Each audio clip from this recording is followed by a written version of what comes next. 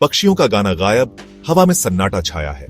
जहां कभी जिंदगी की रंगीन रौनक थी, अब बस बर्बादी के निशान हैं। हैदराबाद सेंट्रल यूनिवर्सिटी के पास बसा जंगल का अनमोल टुकड़ा कंचा गच्चीबोवली मुसीबत में है। बुलडोजर ने कुदरत की मीठी आवाज को तोड़ दिया है। पुराने ज्ञानी पेड़ काट दिए गए, उनकी गुहार अनसुनी कर दी गई। इस जगह की रूह को बेरहमी से मिटाया जा रहा है। ये सिर्फ पेड़ों के कटने की बात नहीं है, बल्कि पूरे इकोसिस्टम के तबाह होने की बात है। ये जंगल न जाने कितने पेड़ पौधों और जानवरों का घर, डेवलपमेंट की भेंट चढ़ रहा है।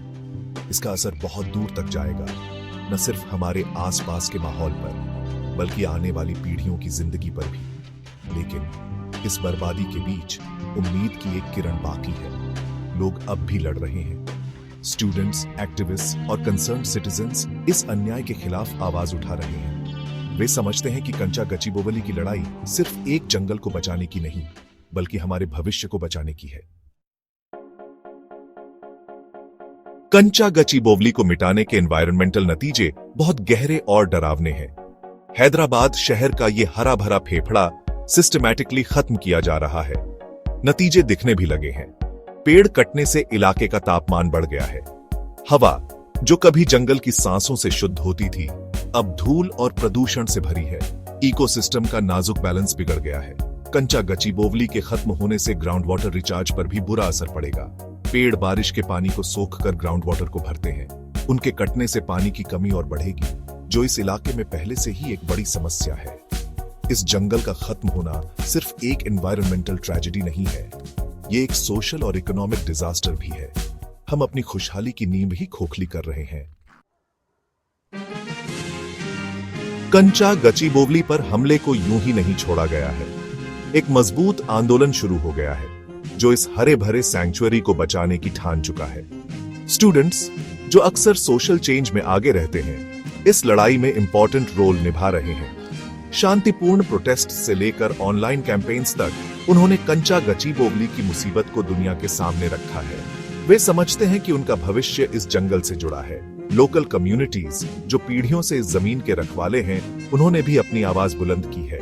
उन्होंने खुद देखा है कि कंचा गच्चीबोवली उनकी जिंदगी में कितना इंपॉर्टेंट है।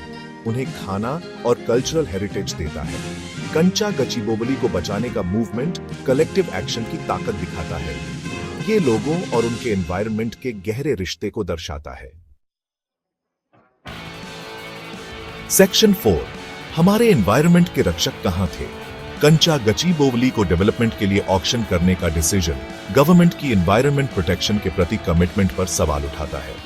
ट्रांसपेरेंसी की कमी और एनवायरनमेंटल रेगुलेशंस की अनदेखी बहुत परेशान करने वाली है। गवर्नमेंट का कहना है कि प्रोजेक्ट से इकोनॉमिक बेनिफिट्स होंगे, लेकिन किस कीमत पर? क्या शॉर्ट टर्म इकोनॉमिक गेन हमारे एनवायरनमेंट और आने वाली जनरेशंस की खुशहाली से ज्यादा इंपॉर्टेंट है?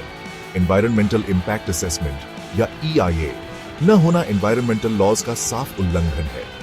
ये कंचा गच्चीबोवली के इकोलॉजिकल महत्व और उसके नष्ट होने के पोटेंशियल कॉन्सिक्वेंसेस की अनदेखी दिखाता है।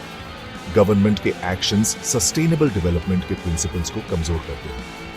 ये पब्लिक ट्रस्ट के साथ धोखा और आने वाली जनरेशंस के हेल्थी प्लैनेट पाने के अधिकार की अनदेखी है।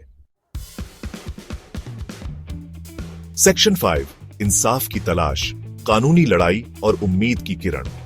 गवर्नमेंट की इनएक्शन के बाद कंसर्न्ड सिटीजन्स और एनवायरमेंटल ग्रुप्स ने कोर्ट का दरवाजा खटखटाया है। कंचा गच्चीबोवली को बचाने के लिए लीगल रिकोर्स की मांग की है।